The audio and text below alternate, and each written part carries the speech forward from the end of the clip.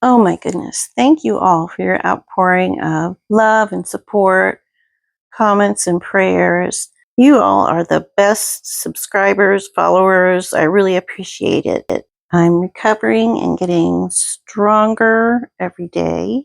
There are some things I still can't do, but I certainly can read. So what do you say? Are you ready to dive into Mark chapter 12? It starts off with a tricky parable. Sometimes I have trouble understanding the parables Jesus tells, and the disciples did too, so I guess I'm in good company. I did a lot of research, so I believe I know what this parable means, but we'll go ahead and read the parable, and then I will explain what I found out. And again, I'm not a Bible scholar. If you have different opinions or help, let me know in the comments. The parable of the wicked vine dressers. Then he began to speak to them in parables. A man planted a vineyard and set a hedge around it, dug a place for the wine vat, and built a tower, and leased it to vine dressers, and went into a far country. Now at vintage time he sent a servant to the vine dressers that he might receive some of the fruit of the vineyard from the vine dressers. And they took him and beat him and sent him away empty-handed.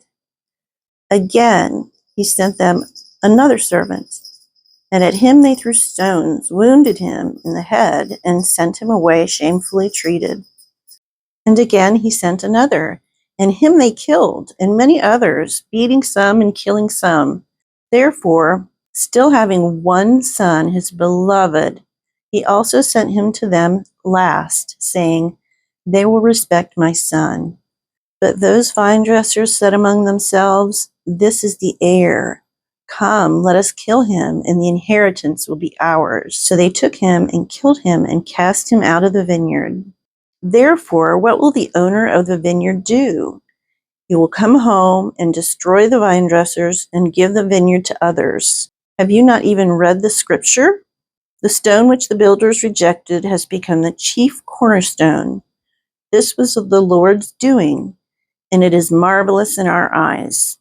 And they sought to lay hands on him, but feared the multitude, for they knew he had spoken the parable against them.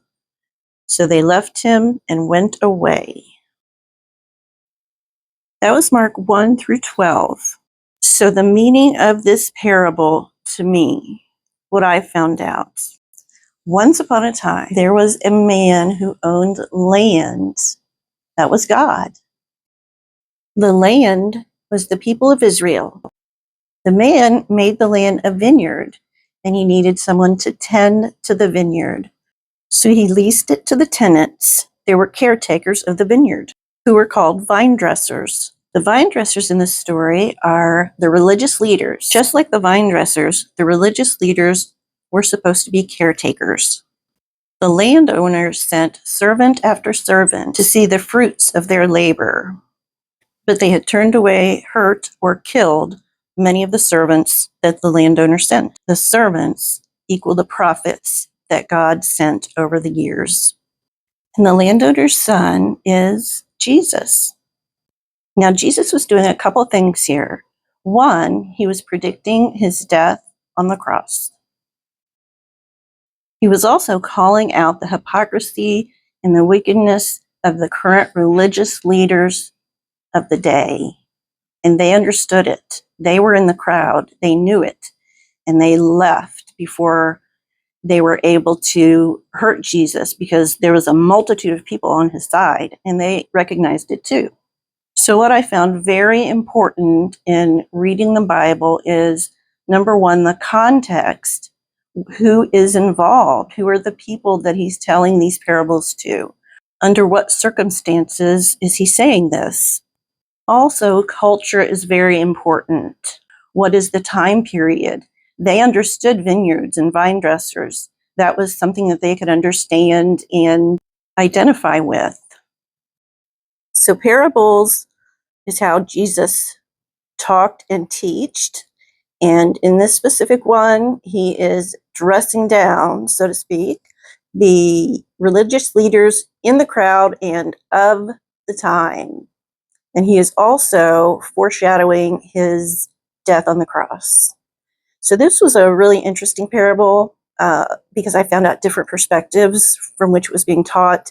So next time I will finish the chapter, and please let me know your comments if you have any other viewpoints or perspectives to go at this parable. And until next time, I'll see ya. Bye-bye.